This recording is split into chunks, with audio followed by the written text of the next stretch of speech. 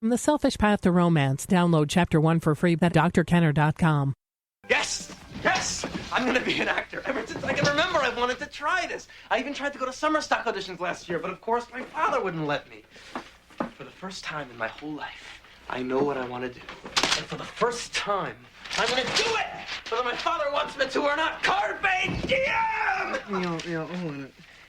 And that's from Dead Poets Society. And listen to the enthusiasm in his voice when you decide what you want to do and then have the courage to stand up and do it against the odds. And I'm assuming that this is a rational goal. Becoming an actor is definitely a rational goal.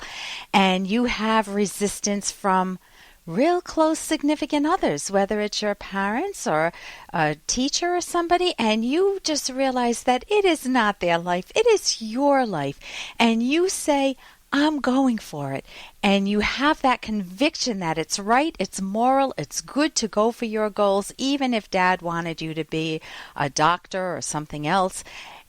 That type of ability is what is so liberating and what so many people just throw away. They never fight for their values. Many people don't even identify what they wanted in life, what they loved in life. I'm surprised in therapy when I ask people, what do you love in life, or what would you want to do in life? And they look at me and they say, well, I never asked myself that question. And that's sad. You don't want to go through life like that. I'm Dr. Ellen Kenner, and my show is The Rational Basis of Happiness. And that means you can call me right now with any questions that are on your mind. My number is toll-free, 1-877-Dr. That's toll-free, 1-877-DRKENNER. I'm a clinical psychologist, and any questions dealing with in-laws, with kids, with yourself, maybe you procrastinate or you're frustrated, lots of different questions we can talk about. Again, toll-free, 1-877-Dr. Kenner, and my website's drkenner.com. And even though this isn't therapy, it's an opportunity for you to get some guidance that may be of help to you. And right now we're turning to the phones and welcome Penny. Penny, you have a child who always likes to rebel, likes to do the opposite? Yes. Yeah, how old is your child? He's 7. You have a 7-year-old boy. Mm-hmm. Yeah, and tell me about what's the key type of situation that you're in that gives you difficulty that you would like me to help you with? I think the biggest thing that we've found is he's an only child, and when we propose something that we'd like to do as a family, he always says, that's not what I want to do. Okay. We'll say, okay, we want to go strawberry picking. No, I don't want to go strawberry picking. And then we say, okay, well, we're not going to go. This happened just this past weekend. Yeah. Then all of a sudden he wants to. Okay. And, we're just really struggling with, is this just another way for him to try to gain power? Really, he is rebellious in a lot of ways. But give me one other example, a really bad, something that really irks you and your hubby. Something that really irks us? Yeah, a rebellion. Well, like he gets out of bed almost every night. Yeah. And we'll come into the living room or say, I need a drink of water, and they know that's really normal behavior for a 7-year-old, I think. Mm-hmm. But in our view, it's just another passive way of, trying not to go to bed on time. And do you remember being 7 years old? No. No, you don't. What do you think most 7-year-olds love doing? Spending time with Mom and Dad. Well, you bet. That's one of the things. Assuming that you're decent parents, then you've earned that. That's really a tribute to you. It's not a negative. Mm-hmm. And guess what parents who have an only child want to do at 8 o'clock at night? Sit down and relax. They want their private time. They want their ability to have some downtime. Mm-hmm. So it's really hard. Those are very tense moments, especially when you have an only child. Here's a key word, and it's used in cognitive therapy. It's called reframing. Okay. If you look at your child, I brought up 2 kids. I'll use my son. You can use your son. But if I look at my son as, just trying to win, just trying to have a power struggle and to be the controlling factor in the family, then we're at odds. I mean, my son is my enemy, and I'm the enemy to him, right? Mm-hmm.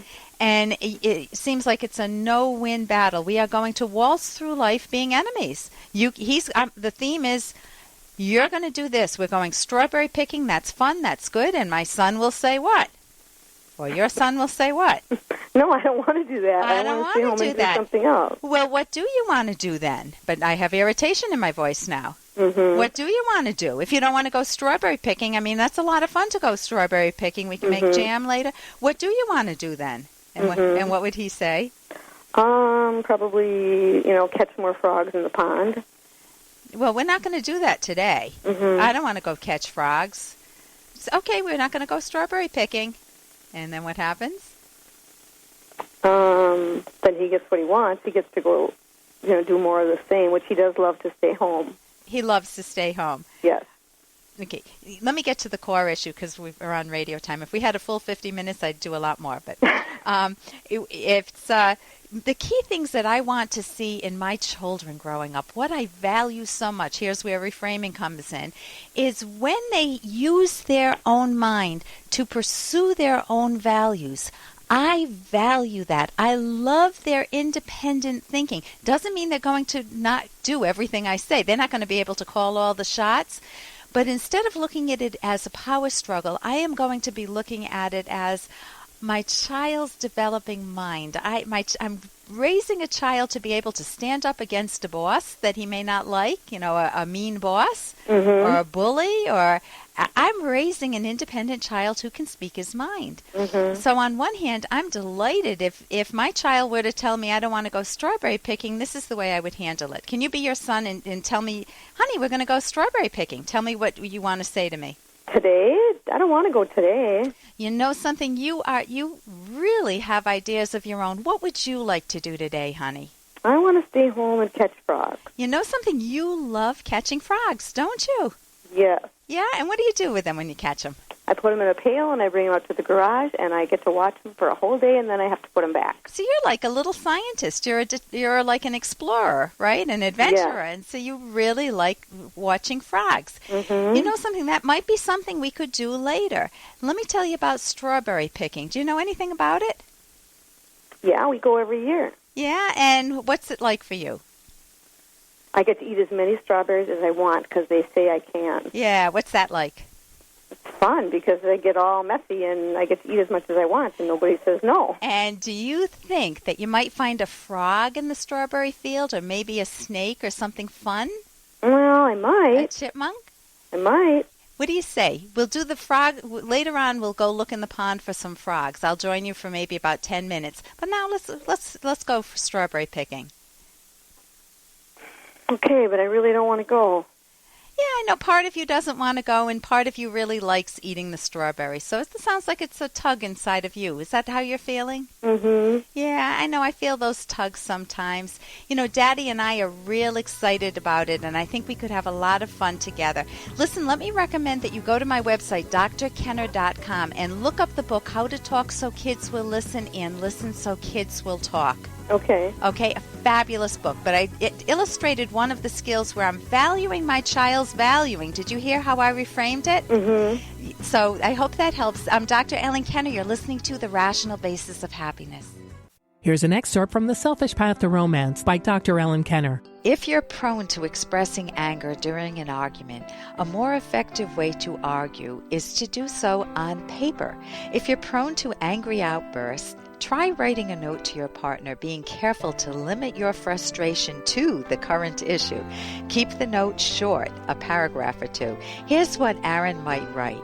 I'm angry that you spent money on clothes when we need that money to pay for the rent.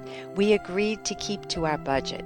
He could leave the note on the kitchen table. Jane may then respond on paper, I feel so bad that I ignored our budget. I bought the outfits on a whim. I'll return them tomorrow.